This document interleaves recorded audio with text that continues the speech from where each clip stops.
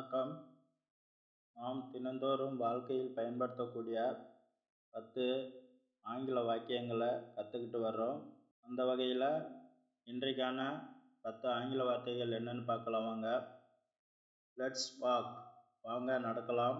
How was it, அது எப்படி இருந்தது. ஐ வில் ஓப்பன், நான் திறப்பேன். லுக் அட் மீ, என்னை பார். குட் நைட், இனிய இரவு.